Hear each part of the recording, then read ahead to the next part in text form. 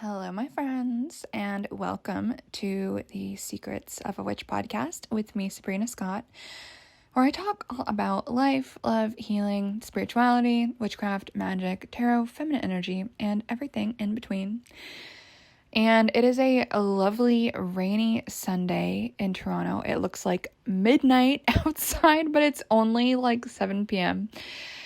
It's crazy how winter does that. And I guess the darkest night of the year, at least up here in the Northern Hemisphere, is around the corner. It's next week. I am excited for winter solstice vibes. And I'm excited to begin welcoming in the light again. I don't know about y'all. But I don't know, you guys. I love all seasons. I love the winter. I guess it's technically not even winter yet. It's technically fall. We have not really had any snow in Toronto. We haven't had any snow stick to the ground. So for all of you guys who have snow, I'm a little bit jealous. But also, I don't know. I have new winter gear and I kind of want to wear it. And it hasn't been cold enough to. I tried to wear my winter jacket a few weeks ago and I was sweating and had to take it off and it was brutal. But anyway, we don't need to talk about that right now. As a little bit of a update, I did my first in-person artisan market since 2018 the other day, aka yesterday, and it was crazy to be out and about again in a market environment. And it's so interesting to see how markets have changed since before the pandemic, the before times. It really does in some ways feel like night and day about a lot of things. I've been chatting with some fellow vendors about it. But yeah, it was good to get back out there. And thank you so much to everyone who said hi. My highlight was definitely having an adorable 10-year-old girl asked her dad to take a picture of us too, because she wanted to commemorate meeting a fellow witch. It was just the cutest. And I forgot that 10-year-olds are so tiny. It's crazy because I started getting into witchcraft and reading tarot when I was that age. And this little girl was 2 feet tall. It was ridiculous, but it was cute. It was cute. So good vibes all around. And if anyone has got any suggestions for markets that you would like to see me at in the new year, if wherever they happen to be in the world, let me know. Obviously, North America is the most realistic, especially in Ontario. So I'm definitely thinking about branching out to some smaller towns and cities on the outskirts of Toronto. So if anyone's got any suggestions, let me know. But anyway, so today's episode, I just want to talk really briefly about how the authentic path often at first is the hardest. Over time, it becomes the easiest. But at first, when we still are living in a space of obligation to other people, obligation to family, culture, friends, expectations of who and what we should be, sometimes these expectations even come from ourselves. We often make choices that are, to put it bluntly, kind of fucked up and stupid. But to be a little bit more compassionate, and don't get me wrong, I've been there. When we're moving from a place of integrity, the choices at first can be a little bit hard, right? Because it can result in loss when we move in our integrity. It can be a bit hard. If we're used to people pleasing, or if we're used to putting other people's needs above our own to the extent that we forget ourselves and we resent them maybe a bit, or we wish they were somewhat other than they are. And we make choices due to mental gymnastics. And I know that might be a bit of an odd way to frame it, but I really don't know what other way to talk about this. It really is it's interesting, right? Because we can only really meet people where they're at.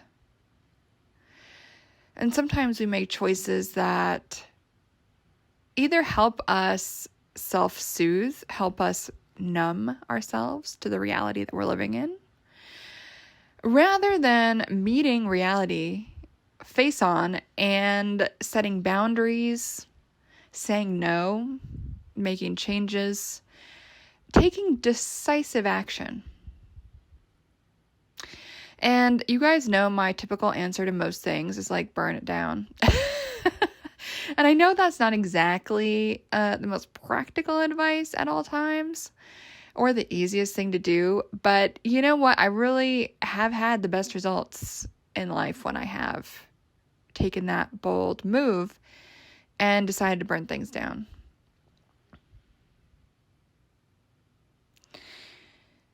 And sometimes things can be reborn out of that, and sometimes what we burn down meets us again in a more authentic, honest way. And sometimes it doesn't. And then we fully have to rebuild and start from scratch. Chopping down trees, chopping the wood into firewood, building the stuff, making the, housing metaphors, you guys. I'm obviously not in construction. But I think it's important to think about this stuff. There is an oracle deck that I often will read with. If you guys have seen my YouTube lives every Tuesday, you guys will have seen this deck. I always call it the sassy deck. I have no good fucking idea what it's actually called. It's in a different language.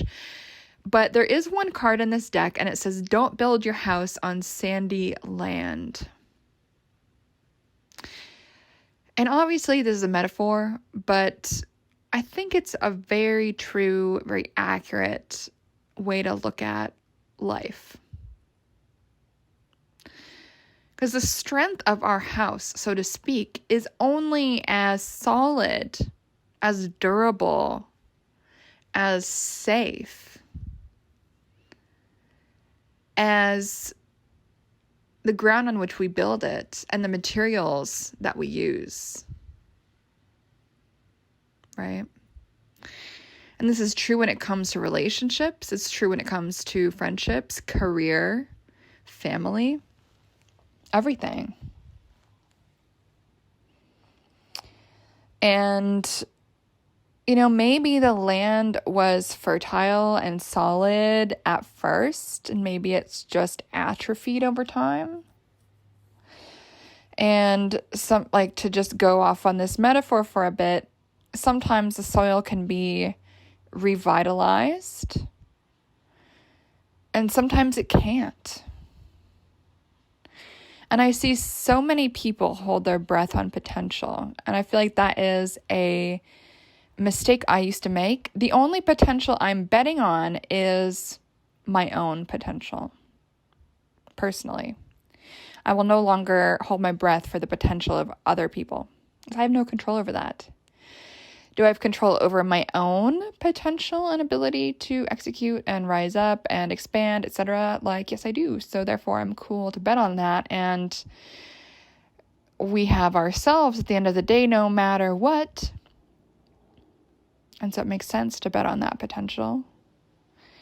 But sometimes when we hold our breath for the potential of other people, whether that is a relationship, a marriage, whether that is within a workplace, career environment, maybe we'll get promoted. Maybe we'll be made permanent instead of sessional or temporary. All of that is about holding our breath for the potential of the other. Whether that other is a lover, a wife or husband or spouse, married partner of whatever gender, or if it's supervisor in the workplace, deans, supervisors, whatever.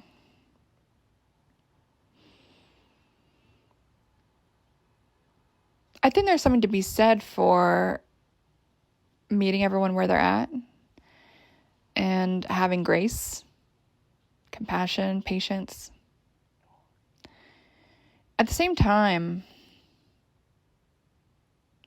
it is the most common cause of heartbreak that I've ever seen.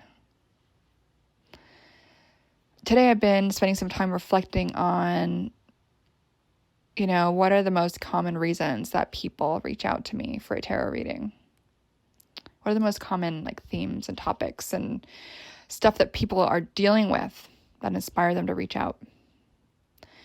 And if I could make a list of what these topics would be, it would be divorce or breakups, potential of a new crush or new romantic interest, just to kind of suss out what that's about. Cheating is another common thing, either themselves doing it or someone who is dating someone who has cheated on them. They're not too sure what to do about that. Also, figuring out life direction, purpose, moving, timing of moving or where the hell to move, whether or not to leave a job or to accept a new job offer, job transition stuff. And then a workplace conflict and how to deal with it. And you'll notice that pretty much all of these things, except for one, are all about the potential of other people. The only one that is not about the potential of other people is the life path and how to lead an authentic life question, which I do get people coming to me about. But interestingly, I would say of the most common topics I get asked about, that is the least common of the most common. The most common are around romance and work. And those are situations where we are not by ourselves. We are in contact with others.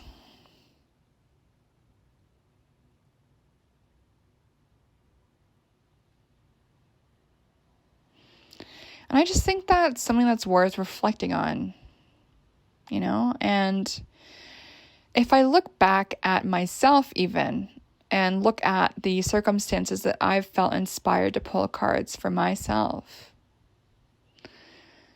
I noticed that the more and more and more I grew up, healed, moved less from a space of trauma, moved less from a space of scarcity and desperation and potential, and instead moved from a place of integrity, boundaries, abundance, being okay to let certain things and people and situations and opportunities go because I have the trust that something better is always around the corner, and or there is something equally good around the corner that might be a better fit anyway. I have that trust. The more I've sunk into this way of being, the less readings I do about anything other than myself. I almost never pull cards around romantic interests anymore. I almost never pull cards on anything external when it comes to work-related stuff. It's all internal. The most recent card I pulled on work was, give me a card for the soul and spirit of my business. Right? It's a very different way of phrasing things, a very different way of approaching something, right? I'm not saying that there's anything wrong with thinking about potential in others or about grappling with that, because I think it is a very real thing to grapple with, and I think it's something that we'll always be grappling with in our lives in one way or another. But I think the more deeply we can anchor in our own values, our own boundaries, our own sense of self, our own commitment to the person that we really want to be, the type of person that we feel good about being, the easier it is to make these decisions about people and situations and circumstances and offers and potentials.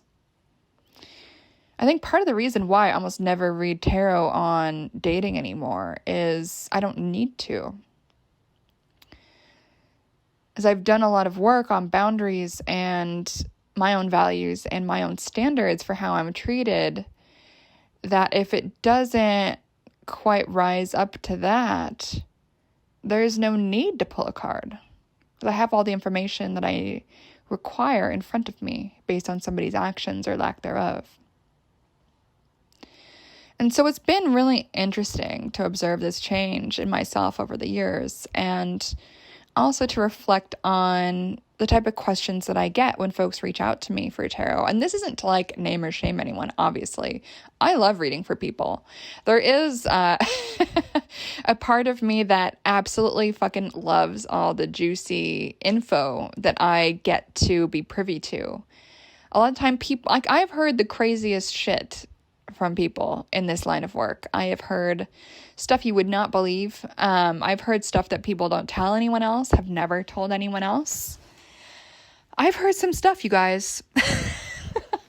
And I'm really thankful for that trust, that people, even though they know that like I have these certain like values that I live by and blah, blah, blah, and I'm a little bit rigid about some stuff in my own life, about some things, I'm really glad that even though people might know that about me, they know that I also absolutely love and find it to be of deep service when I can meet people exactly where they are with zero judgment and meet them with grace, compassion, and hope.